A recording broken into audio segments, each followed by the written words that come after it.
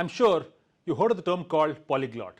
Yes, we talk about individuals being multilingual, but somebody who can speak 5 languages or more, we use a term called polyglot to that person.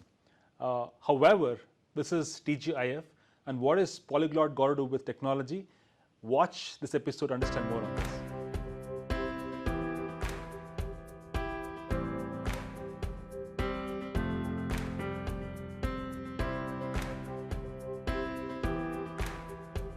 Hi everyone, welcome to TGIF, another Friday, another episode, and I hope each one of you are doing fine and staying safe.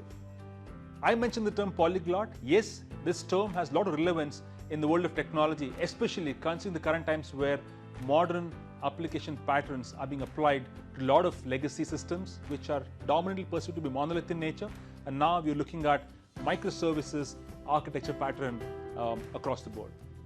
Now, 2 terms. Number 1, polyglot persistence, and number 2, polyglot programming. Let's look at the first term, polyglot persistence, right? Let's look at this visual for a second, right? Now, you have an application where you're right now accessing some of the services in the backend. Imagine that to be for a minute microservices, and you have a web service facade which is giving an API access to an application, right? Now, at the backend, considering the current times, you have a challenge of data variety. That means data comes in different forms, not just structured. In the past, you probably went with one type of storage, right, which can be structured, and dominantly you would have gone with relational and database, right? That's where you would store all your data. But considering data variety, which is the dominant challenge across the board, you want to understand what type of data you would receive from an application point of view and how best you can store that, right? If you're looking at, you're getting, let's say, a graph type of data, that means you have a relationship which is quite complex in nature, and you can construct a graph out of that particular data. So you need a graph database, right? Of course, for relational, you will choose relational storage for sure, right?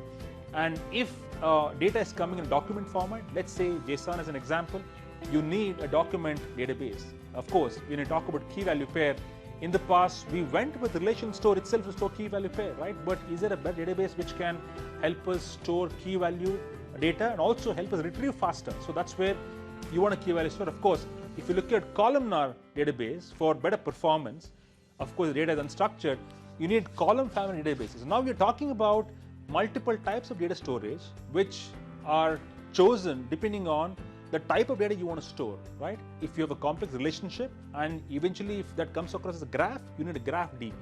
Or key value pair, right? Quickly, you want high performance, high retrieval. It can be something like Redis cache. If you're looking at columnar storage, yes, Cassandra comes in the picture there. If you're looking at, let's say, document type, MongoDB comes there, right? That's the very crux of polyglot persistence. That means you chose the type of database you want to store the data depending on the data type that you're expected to store at the backend, right? As I said earlier, you would not force fit every single data type into one database, which is probably the approach taken in the past. But now, we live in a world of polyglot persistence. That means you would choose your backend depending on the type of data you're expected to store in the backend, right? That's quickly a summary of polyglot persistence. Now let's switch over to polyglot programming, right? It's an interesting one because today we live in a world of languages, which means you have more languages coming our way and becoming popular. In fact, I was talking to a student. My question to him was, hey, what's your favorite language? I was expecting Python as a response, but he came back and said, hey, he was Rust. Rust as a language, and he loves it, right? Now, these are all languages which are purpose-built. That means these are built to help you target specific type of applications, right? So let's take a scenario once again, just to drive clarity.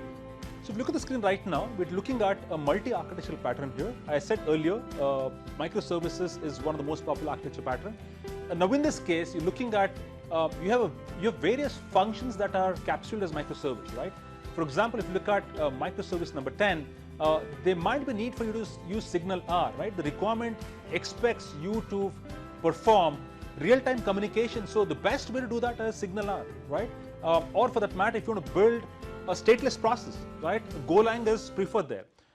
Right? Java, C#, C++, all of that exists to specifically drive specific type of implementations, right? Python, we consider Python to be a full stack language, but use Python specifically as a data scientist for you to actually do EDA.